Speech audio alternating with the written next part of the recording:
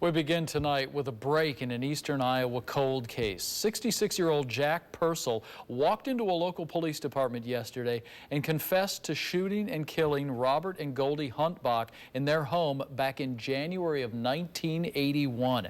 He's now charged with 2 counts of first-degree murder. Brian Scott is live in Waterloo tonight, where the 31-year-old case is starting to unfold. Brian.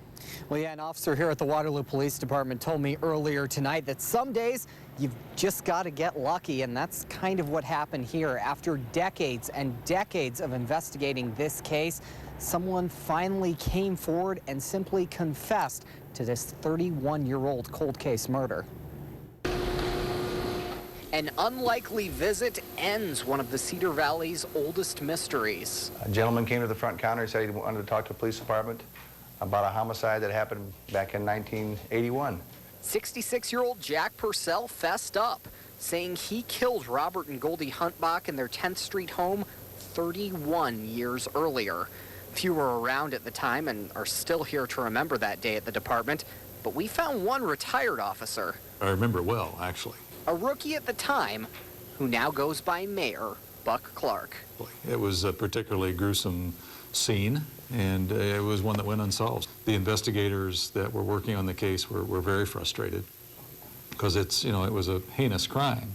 This is 311 West 10th Street today. The house has been gone for more than 20 years, removed to extend Highway 218. But this discovery shows what happened here is far from forgotten.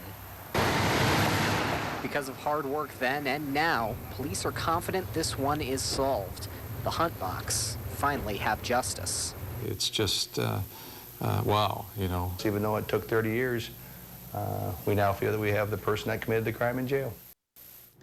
Now, one thing we've been asking police all night, and a lot of you have been asking us on Facebook, is why did this guy come forward? Why did he admit to this murder?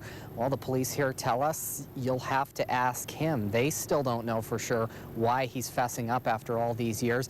They say we will hopefully learn that as this case moves forward and as this 31-year-old cold case finally comes to a close. We're in Waterloo tonight. Brian Scott, CBS 2 News.